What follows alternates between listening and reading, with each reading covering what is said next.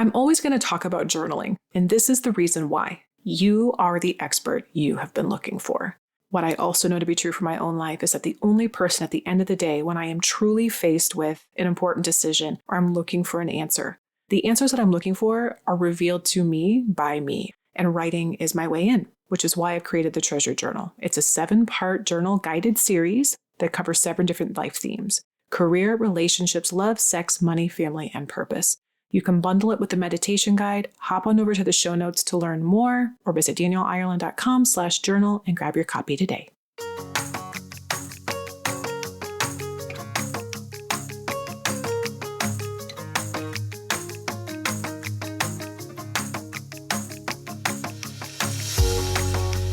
Hello. This is Danielle Ireland, and you are listening to Don't Cut Your Own Bangs in the mini-series, Riding the Waves of Big Feelings. And this is our final episode of this mini-series. It's been quite a journey. We've ridden many waves. Some of those waves have been exploring the following questions. Where should I start? What should I do? What if I fail? And our last wave, what now? But here is what we're going to do. We're not going to leave you hanging. We're going to give our final thoughts on how all of these work and integrate together. We're going to synthesize the last several episodes, and we're going to round it out with the final question. How do I know? This mini-series came about because in my work as a therapist and Juanita's work as a coach, we wanted to explore what opens up and becomes available when we hold big ideas, big problems, and big feelings lightly. Originally, I became interested in this approach to emotional well-being and processing because I wanted to find a way into answering these types of questions that didn't feel scary or confusing or just unnecessarily hard. So that is why I invited Juanita and why she's sitting next to me and why I'm excited to dive in to our final episode. But what we will also include within the context of these questions, we're going to name the questions. We're going to talk about why they're challenging, what gets in the way, where we have or clients have experienced them, and then what becomes available when we hold these ideas lightly. Hi, Juanita. Hi.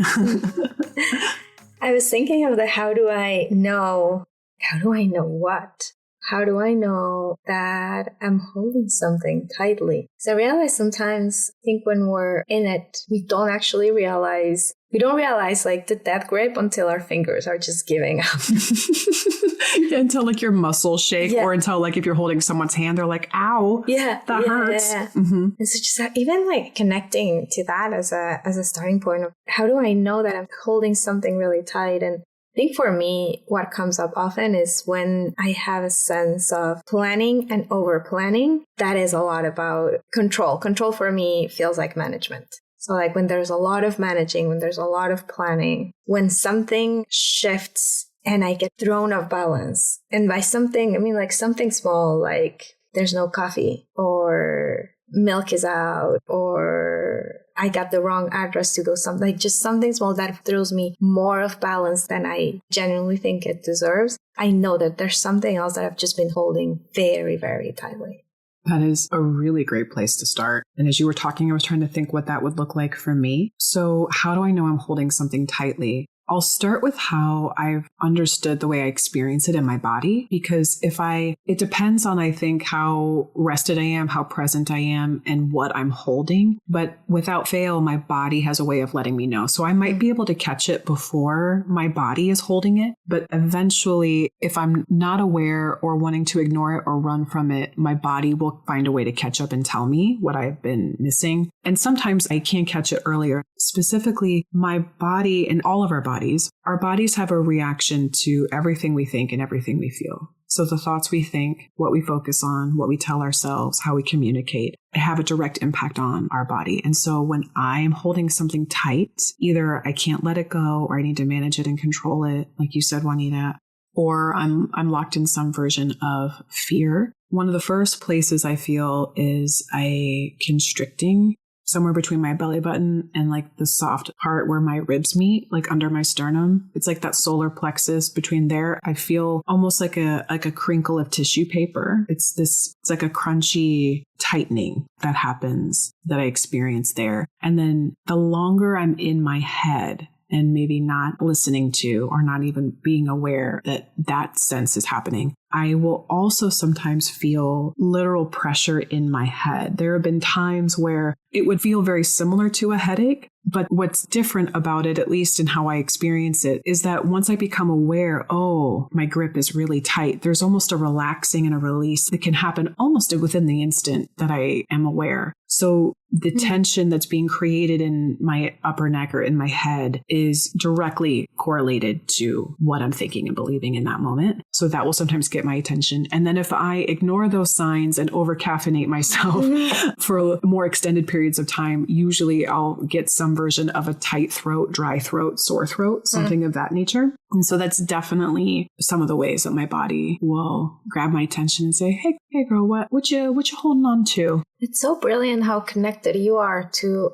all those different pieces, that you can see them or feel them when it's happening. I'm thinking like for me, like when it shows up on my body, like my upper back, it just is like very intense tension and crunch, but I don't realize it until after it's kind of settled in. And so I'm just thinking for people listening, like some of you may be more connected to your body and really be able to notice those things. Some of you, I think a place to start with this is noticing where it may come up. And there's this meditation that I've done. I use a lot the Calm app. I'm a huge fan, and they have this meditation. Basically, it's kind of like a body scan, but it has you tense different parts of your body. So like tense your hands and then let go, and tense your back and then let go. And it's so interesting because it has you notice a place that was tense that you didn't realize. It's almost like when there's like a buzz, like the AC is on and you hear it and you don't actually hear it until it stops making noise. It's kind of like that, but with your body. And so even sensing that, because chances are that somewhere in your body, you are holding that tension. To add to that, I would say that where I experience the tension or the crinkle or the tightening, when I really have a tight grip on a feeling, when it originates or when it starts kind of in closer to my core, I think I'm not feeling empowered in some way. It has to do the sense of it's like that lump or dread that it feels very similar to like stage fright. And I think that can also be related to almost like imposter syndrome, like I'm not enough for this. I can't meet this. Or a lot of times my criticism presents as a question, which is also why sometimes it's tricky to, can I really do this? Can I meet this challenge? I'm phrasing it in the form of a question, but the question has a critical slant that I don't always catch. And if I'm more present, more grounded, more rested, more hydrated, I might even be able to catch the thinking before my body has a strong response. But my body has a way of letting me know. But it's more that voice that starts as like that lump of dread. When it manifests in my throat, either from constricting or tightening or even getting a sore throat, generally there's a conversation I need to have. There's something that needs to be expressed that hasn't been expressed. It's almost like the emotional energy that I have pent up is stuck in the place that it needs to be released. And then when it really gets tight in my head, I'm either overthinking, over-managing, ruminating. I'm trying to solve a problem in my mind that is,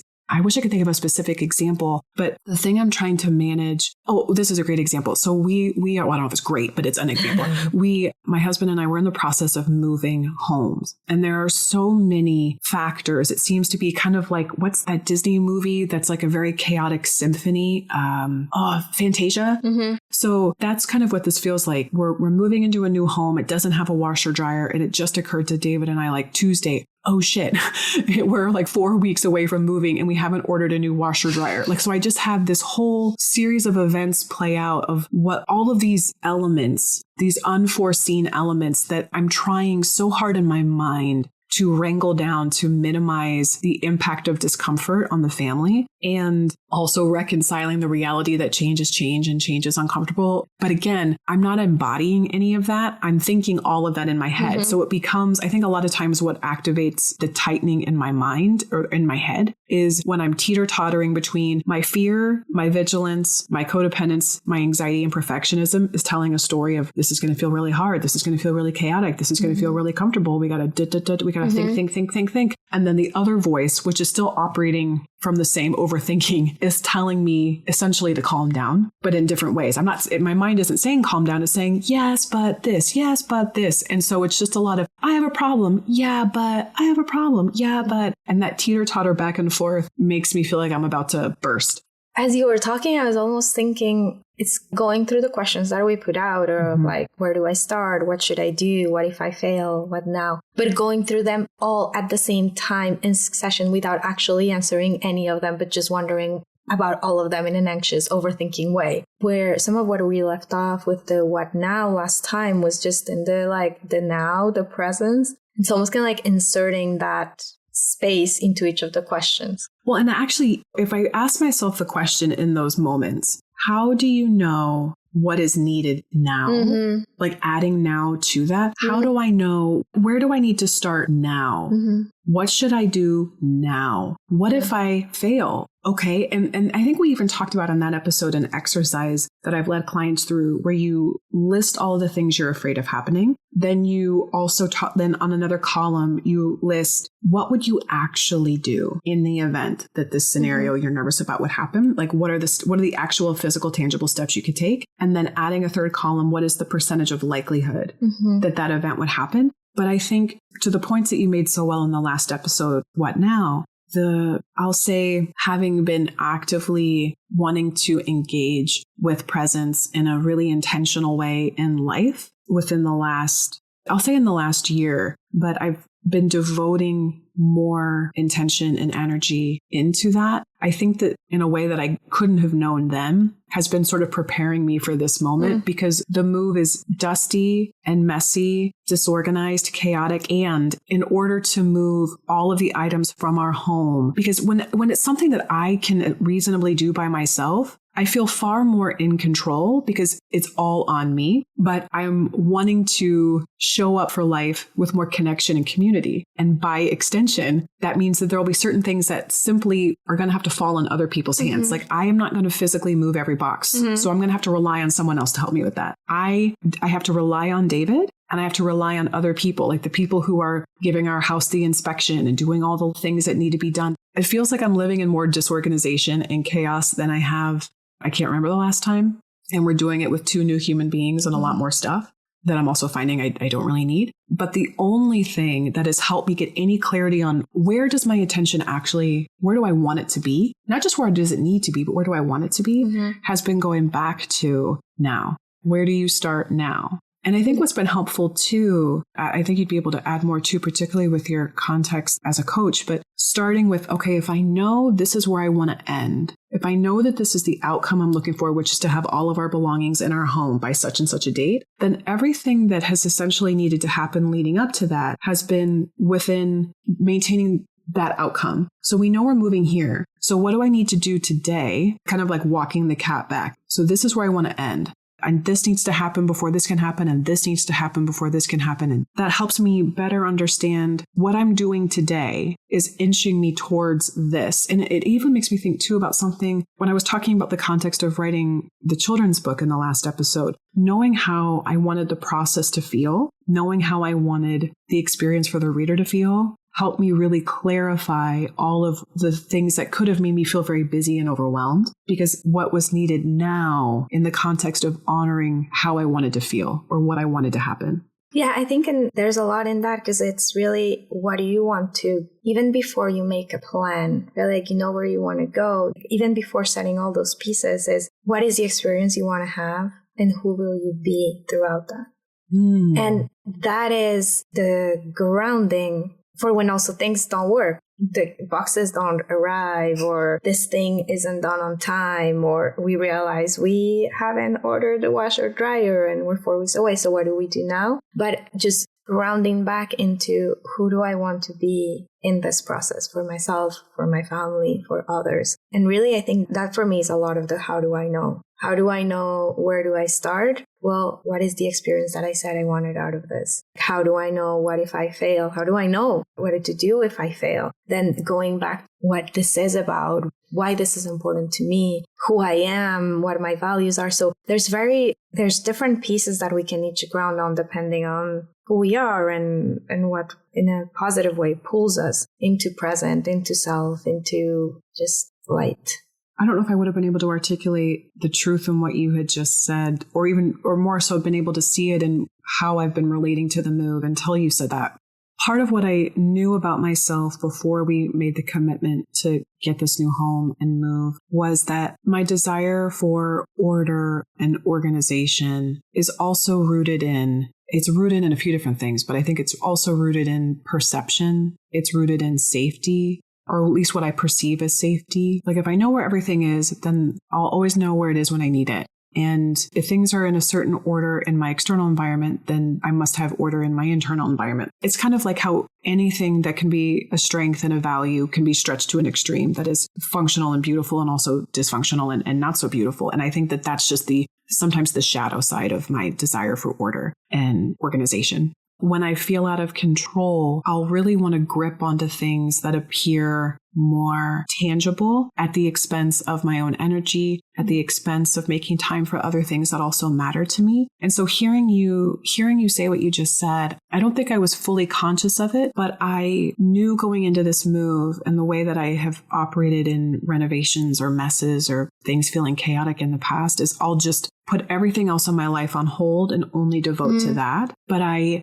still wanted to have energy in the tank to want to play with my kids, to not feel so rigid in something, air quotes, having to be done, that I didn't want to take breaks and go for walks. Like I don't know if I was able to articulate a word, but there was a quality of life that I wasn't willing to sacrifice for the pursuit of excellence in moving, if I could say it like that. And also, I found a resurged enthusiasm and commitment to my creative work that I also knew that I have to embody a certain level of softness for me to engage with that creative part of me. And if I get too locked up and rigid and things having to be a certain way, then I'm pinching myself off from that creative flow. And I'm more interested it's more important to me to be able to honor the softness I want to have with my babies and my husband. And it's more important to me to have the softness that I need to continue to cultivate this book that I'm going to be publishing soon. That if I lost myself in the busyness of how things had to be in terms of my environment being perfect and in control, I would just pinch myself off from that. So that mattered more to me. And so how do I know what do I need now? I think it's almost like I had a different set of eyeglasses on that I was looking through that allowed me to make decisions based on those priorities first. I appreciate you giving me that feedback. I don't think I would, or not giving me that feedback, but just sharing that feedback. And then it helped me see my own perspective in a new way. Well, it's just so beautiful when you get clear on your priorities. And you've had to make choices along the way. Like, it doesn't mean it's not a Tetris, right? Like, it's not like, hey, this fits with this and da-da-da. It's more of like a lived experience of what you want to engage with, the energy you want to have. You talked about attention, like all of those pieces, but you actually choosing that for yourself. And I think something that I heard in that too, and it reminded me something we heard at the conference we went to, and this is technically in the realm, this is in the realm of creativity, but really it's just everything in life where sometimes to answer a question, to figure out something, we need some space out from it. So whether it's like figuring out what to do about the move, or figuring out how to have a conversation, or building up the courage to take a leap into something new, any of that, if we stay just super close to it and just like right on the edge, it's harder to know, it's harder to get clear, it's harder to be present. So doing something different, maybe go wash your hands with cold water, hot water, whatever, so that you can feel your body again. It could be go and put your feet on the grass. It could be go and have a cup of tea, right? But just something that actually shifts your attention enough so that you get some perspective and you can get present to any of those things, to your priorities, to the experience, to your being, to your values, any of those things that will really bring you back to you. Because in the end, how do I know? I think the key piece here is it's you, it's self that will know. Yeah. And there was something you had said about priorities. And like, I'm thinking about when maybe there's less clarity, less specificity, and someone's really in the early stages. Like, for example, a new client comes in for therapy. They're maybe on sessions 2, 3, 4, and all they know is they want to feel better. That is a place to start. I think whether it is, I know that I'm moving on this date, it might even be, I know I want to create something. I know I want to feel better. And that is enough to start. Like that is enough in terms of where do I start? Because then the next question, okay, well, what should I do? If I want to feel better, then what would be something that, like, to your point, like, I know I feel better when my feet are in the grass barefoot. I know I feel better when I drink more water than I do coffee. I know I feel better when, like, you're starting to define better simply by being able to articulate. And again, it sounds so general. I want to feel better. I want to feel loved. I want to feel, okay, well, if you want to feel more love, what is, like, where do I start? Well, what should I do? What is something loving you can do for yourself? I don't remember if it was this episode or the last one, but we were talking about the questions you ask yourself that are critical. I think it's the word you said. But here, I mean, what I'm hearing you is talking about questions you ask yourself that are generative, And so I want to feel better. What is better?